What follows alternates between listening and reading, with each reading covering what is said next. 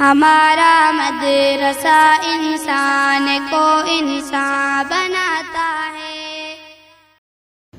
الحمدللہ رب العالمین، والصلاة والسلام علی سید الانبیاء والمرسلین وعلی آلہ واصحابہ اجمعین، اما بعد، اعوذ باللہ من الشیطان الرجیم، بسم اللہ الرحمن الرحیم۔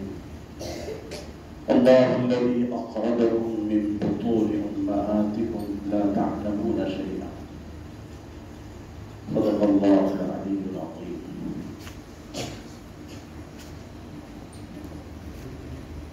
گرامی قدر حضرات اساتذہ کرام اور عزیز طلبہ اور طالبات،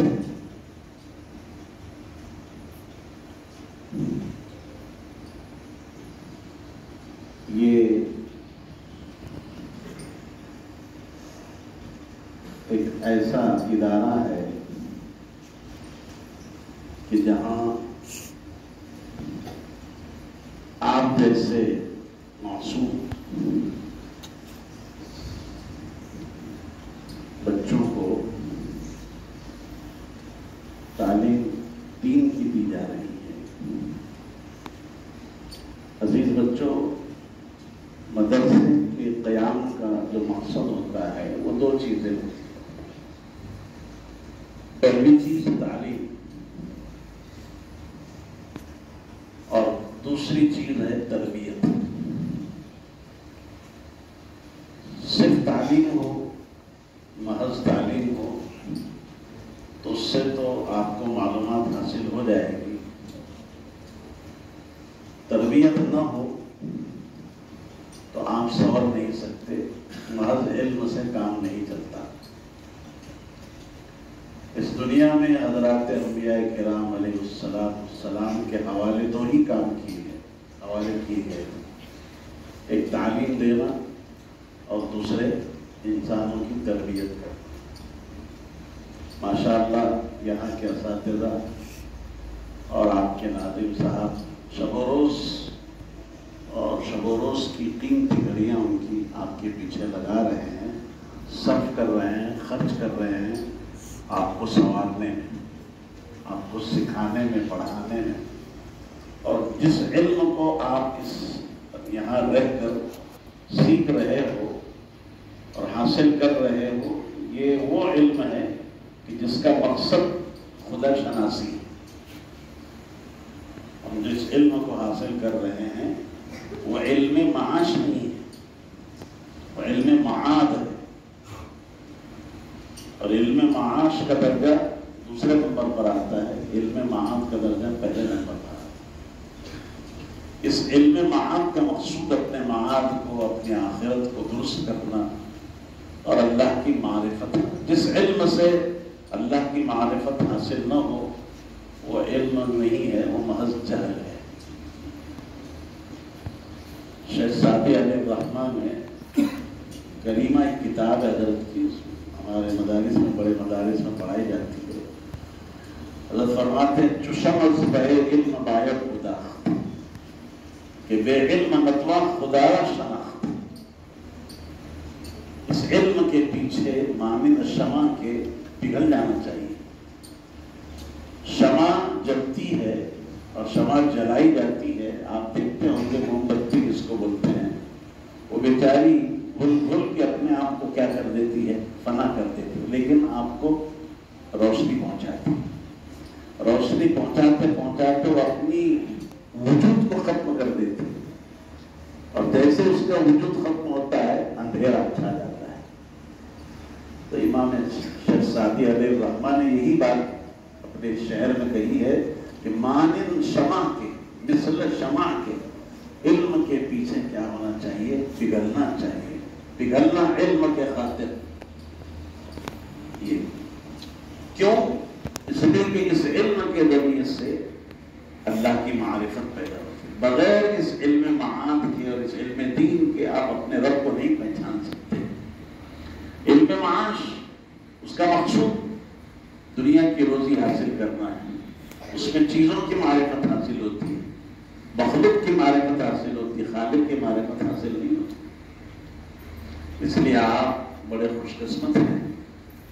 جیسے کہ ابھی ہمارے قاری عبدالقدیر صاحب نے ناظم صاحب کے حوالے سے بات کہی کہ آج سے 17 سال قبل یہاں کچھ بھی نہیں تھا.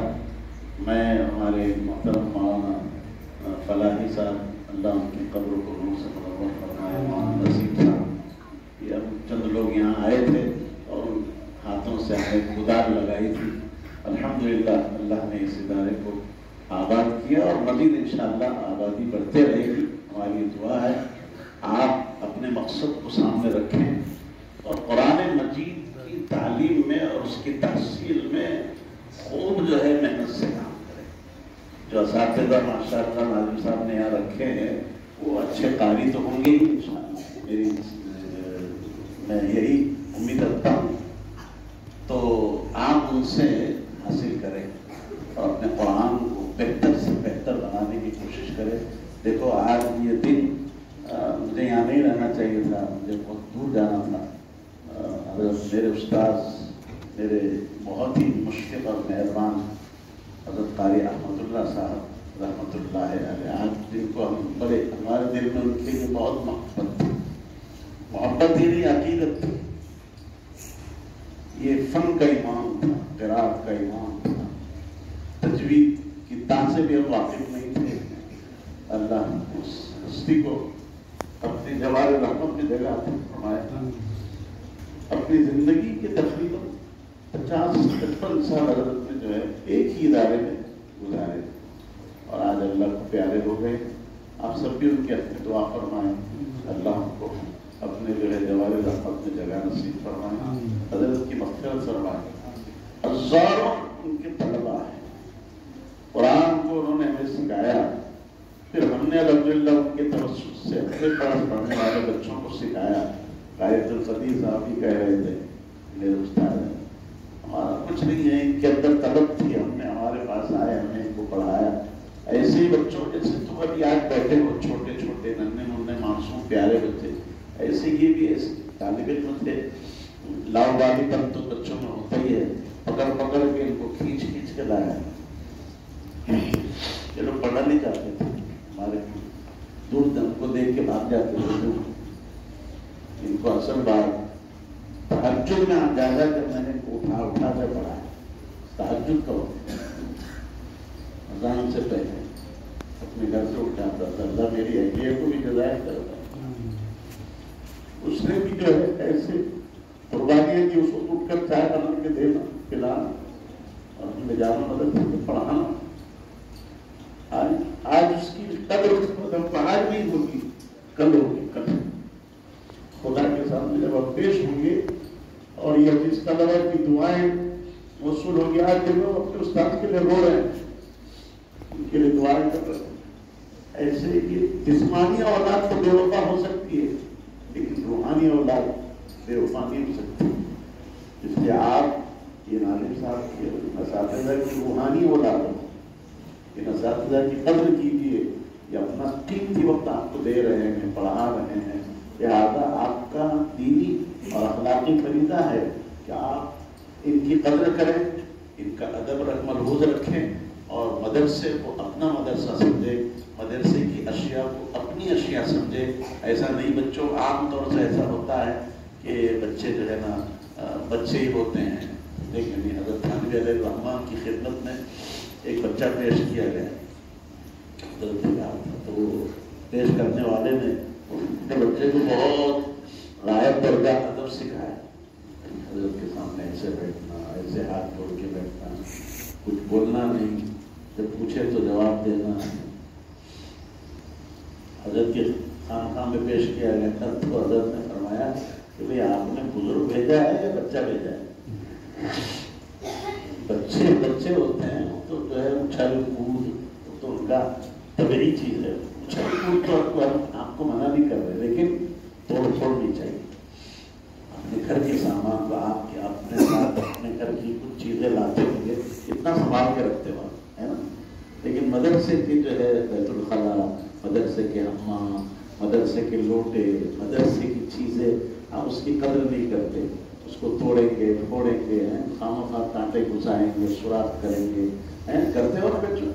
ہم نے دیکھا ہے سب۔ اس لیے مدرسے کی چیزوں کی قدر کیجیے، اس ادارے کی قدر کیجیے۔ چھوٹے چھوٹے ادارے بہت بڑے بڑے کام کرنا انجام دے رہے ہیں، دیکھنے میں چھوٹے لگتے ہیں لیکن کام بہت عظیم کر رہے ہیں۔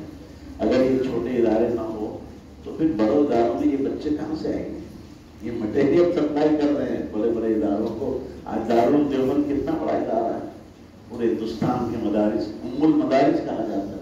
وہاں طلبہ کہاں سے پہنچ رہے ہیں؟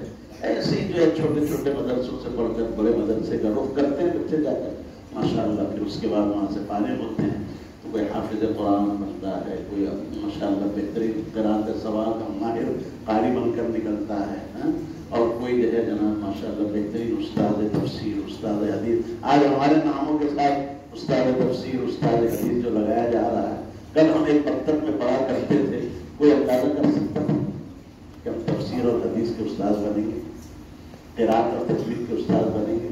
نہیں کر سکتے۔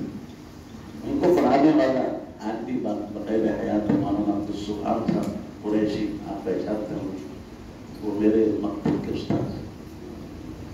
اس شخص کو اللہ بہترین جزائے خیر عطا فرمائے۔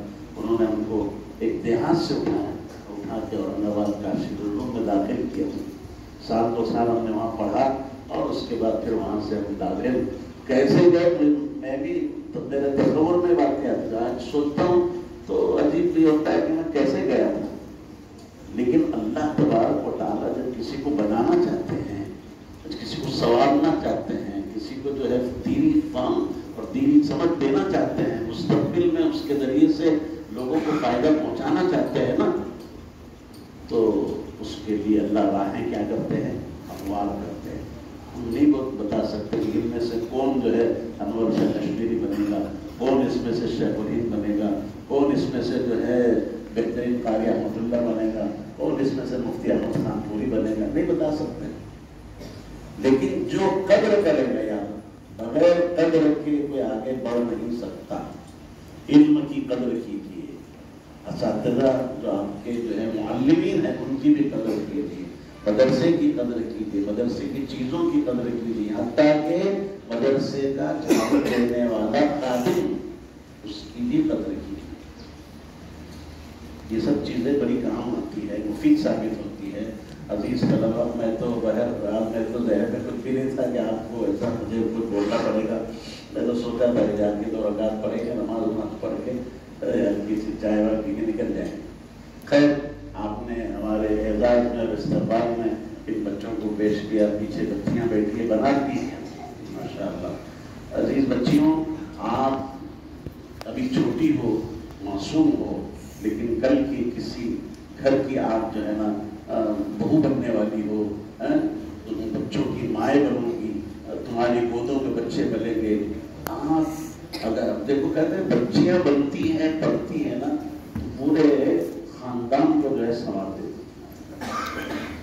بہت عظیم کام ہے یہ، لہذا آپ اپنی جو ہے ساری جو توجہ کو علم کی طرف جو ہے مرکوز کیجیے، لگائیے، محنت کیجیے اور قرآن اچھے سے اچھا پڑھنے کی کوشش کیجیے۔ جس کا قرآن صحیح نہ ہو اس کا کچھ بھی صحیح نہیں۔ اس سے بنیادی چیز ہے اللہ کا کلام، اس کو اچھے سے اچھا پڑھنے کی کوشش کیجیے۔ بہترین اگر کوئی قاری صاحب نہیں ہوں گے تو قاری صاحب کا تصور کیجیے اور ان سے مشق کروائیے بہترین بچوں کی۔ تو ہمارا نورانی قاعدے سے ہی، احسن القواعد سے ہی جو ہے نا تجوید کے ساتھ کام ہونا چاہیے۔ ایسا ہے، میں اس سے پہلے شاید آیا تھا جب میں نے کچھ بچوں کا سنا بھی تھا، ماشاءاللہ آپ نے شروع سے ہی اس کا لحاظ رکھا ہے اور انشاءاللہ آخر تک بھی رہیں گے۔ اللہ تبارک تعالیٰ سے دعا فرمائیں کہ اللہ رب العزت اور نیت درست کی۔ ہم جو پڑھ رہے ہیں کہیں کہ اپنے رب کی رضا ہے۔ نظام الملک انہوں نے اپنے زمانے میں ایک مدرسہ شروع کیا تھا۔ ایک دن انہوں نے سوچا کہ چلو تھوڑا سا جائزہ لیتے ہیں مدرسے، تو طلبا سے ملتے گئے، پوچھتے گئے کہ بیٹے تم کیوں پڑھ رہے ہو؟ کسی نے کہا کہ میرے ابا نواب تھے تو میں بھی نواب بننا چاہتا ہوں۔ دوسرے سے پوچھا بھائی آپ کیوں پڑھ رہے ہو؟ تو کہا کہ ہمارے والد قاضی تھے تو میں بھی قاضی بننا چاہتا ہوں۔ اس طرح سب نے کہتے تھے۔